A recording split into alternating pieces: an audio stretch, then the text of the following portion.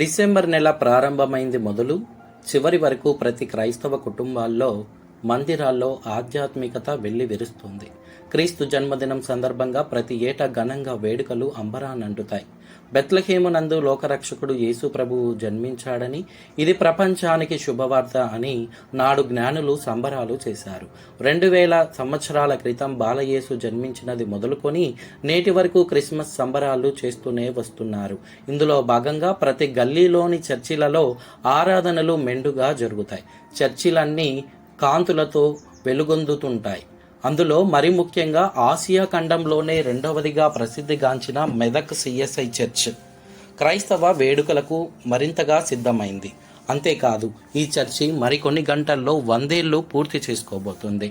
ఈ పెద్ద చర్చి చరిత్ర ఏమిటి, విశిష్టత ఏమిటి, అక్కడి పాస్టర్స్ ఎవరు, ఏ నమూనా ప్రకారం ఈ ఆలయాన్ని నిర్మించారో, నిత్యం భక్తులతో పర్యాటకులతో కిటకిటలాడే ఈ చర్చి గురించి మన లోకల్18 ద్వారా తెలుసుకుందాం పదండి.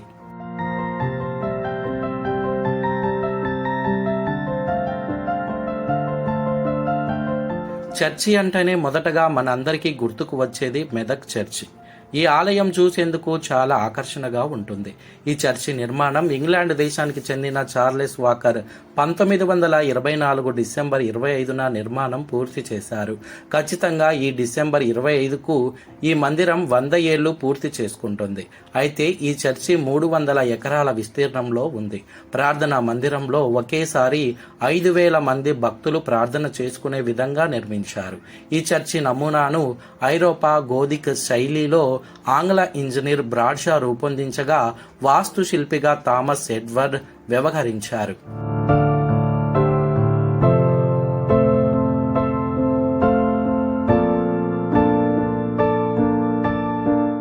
అది 1914వ సంవత్సరం. ప్రజలందరూ కరువు కాటకాలతో అల్లాడిపోతున్న రోజులవి. అప్పుడే ఇంగ్లాండ్ నుంచి మెదక్కి క్రైస్తవ పెద్దలు చార్లెస్ వాకర్ పాస్నెట్ బదిలీపై వచ్చారు. కరువుతో విలవిలలాడుతున్న ప్రజలను చూసి చలించిపోయారు. వారి ఆకలి తీర్చాలని నిర్ణయించుకున్నారు. అయితే ఉచితంగా కాకుండా వారికి ఏదైనా ఉపాధి చూపించి వారి చేతనే ప్రభువైన యేసుక్రీస్తుకు మందిరం నిర్మింప చెయ్యాలని డిసైడ్ అయ్యారు. తన ఆలోచనను మరికొంతమంది పెద్దలతో సంప్రదింపులు చేశారు. అప్పటి హైదరాబాద్ నిజాం మీర్ ఉస్మాన్ అలీఖాన్ దృష్టికి ఈ విషయాన్ని తీసుకువెళ్లారు. పాస్నెట్ ఆలోచన నిజాం మీర్ ఉస్మాన్ అలీఖాన్కి నచ్చడంతో నిజాం మెదక్లో 120 ఎకరాల భూమిని ఉచితంగా కేటాయించారు. దీంతో సంతోషపడిన వాకర్ పనికి ఆహారం ప్రతిపాదికన పనులను చేపట్టారు. 1914వ సంవత్సరంలో ఈ చర్చికి తొలి అడుగు పడింది. చర్చి నమూనాను ఐరోపా గోధిక్ శైలిలో ఆంగ్ల ఇంజనీర్ బ్రాడ్షా రూపొందించగా వాస్తుశిల్పిగా థామస్ ఎడ్వర్డ్ వ్యవహరించినట్లు పాస్టర్ లోకల్18తో తెలిపారు. మరి ఈ యొక్క దేవాలయం నిర్మించడానికి రెవరెండ్ చార్ల్స్ వాకర్ పాస్నెట్ దొరగారు మరి ఇంగ్లాండ్ దేశం నుండి ఈ ప్రాంతానికి వచ్చి ఈ ప్రాంతంలో ఉన్నటువంటి పరిస్థితులన్నింటినీ గమనించి మరి ఆయన ఎంతగానో ఆలోచన చేసి దేవునికి ప్రార్థన చేసి మరి నా దేవుని కొరకు ఒక మందిరం కట్టాలని మరి మొదటగా మరి బిషప్ బంగ్లా పక్కన ఉన్నటువంటి ఒక చిన్న దేవాలయమును వారు నిర్మించినారు. మరి ఆ దేవాలయం పక్కనే ఇంకొక పెద్ద బిల్డింగ్ ఆయన నివాస స్థలం ఉన్నటువంటి సందర్భంలో మరి నా దేవుని మందిరం కంటే నేనున్నటువంటి బంగ్లానే ఆ ఇల్లే మరి చాలా పెద్దదిగా ఉంది. కాబట్టి నా దేవుని కొరకు ఒక గొప్ప మందిరం కట్టాలని ఆలోచన చేసి ఈ మందిర నిర్మాణం కొరకు ప్రార్థన చేసి ప్రారంభించినాడు. మరంత మాత్రమే కాకుండా మరి యొక్క దేవాలయం 1914వ సంవత్సరంలో ప్రారంభించబడి మరి 1924వ సంవత్సరంలో మరి క్రిస్మస్ దినాన దీన్ని మరి ప్రతిష్ఠించుటకు ఆయన ప్రణాళిక వేసి ఈ గొప్ప మహాదేవాలయంను వారు నిర్మించినారు. ఇటలీతో పాటు దేశ విదేశాల్లోని వివిధ ప్రాంతాలకు చెందిన నిర్మాణ రంగ నిపుణులు ఈ చర్చి నిర్మాణానికి పూనుకున్నారు. ఈ చర్చి నిర్మాణంలో రాళ్ళు, డంగు సున్నముతో 200 అడుగుల పొడవు, 100 అడుగుల వెడల్పుతో 2 అంతస్తులతో ఈ చర్చిని రూపుదిద్దారు. సుమారు ఈ నిర్మాణం 10 ఏళ్ల పాటు కొనసాగింది. ఈ చర్చి నిర్మాణం పూర్తిగా 1924లో పూర్తి అయింది.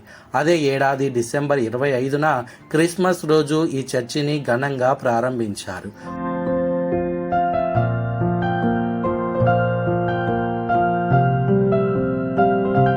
మొదట్లో ఈ చర్చి ప్రార్థనాలయంగా మాత్రమే ఉండేదన్నారు పాస్టర్. 1947లో church of South India CSI ఆవిర్భవించాక డయాలసిస్ కేంద్రంగా రూపుదిద్దుకుంది. తర్వాత బిషప్ను నియమించడంతో కెథడ్రల్ అయిందన్నారు.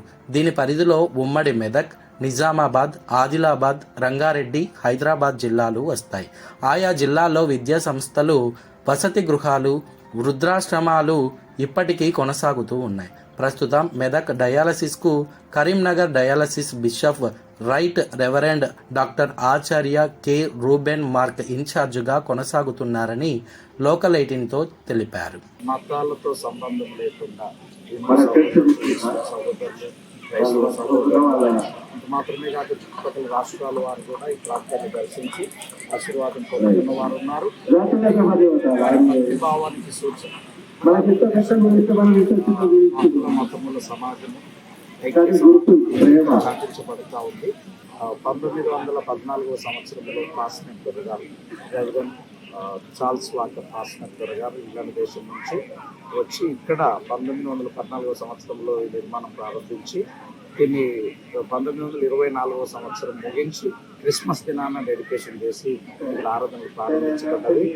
ప్రజల విశ్వాసం ఏంటంటే ఇక్కడ మొక్కుకుంటే దేవుడు తీర్చుతాడు, దేవుడు వారి కోరికలు తీర్చుతాడు అనేది. గొప్ప గర్భఫలం లేని వారికి గర్భఫలం, స్వస్థత, సమాధానం, ఇక్కడికి రావడం ఆనవాయితీగా ప్రజలకు ఒక ఆత్మీయ ముద్రగా పడిపోయిందని తెలియజేయటం మేము ఎంతో సంతోషిస్తున్నాం. ఈ ప్రజల్లో ఇక్కడ ఆహారం దొరకక ఆకలి చావులు కూడా జరిగినాయి.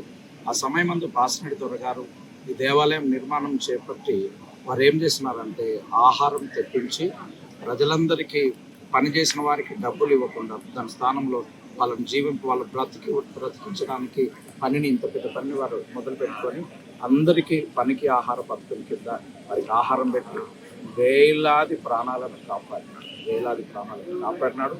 ఈ ప్రార్థన ఆలయానికి 175 అడుగుల ఎత్తున్న గోపురం ప్రత్యేక ఆకర్షణగా నిలుస్తోంది. ఇందులో ఒకేసారి 5,000 మంది ప్రార్థన చేసుకోవచ్చు. లోపల ప్రతిధ్వని రాకుండా రబ్బరు, పత్తిని వినియోగించి పైకప్పును వేయటం దీని మరో ప్రత్యేకత.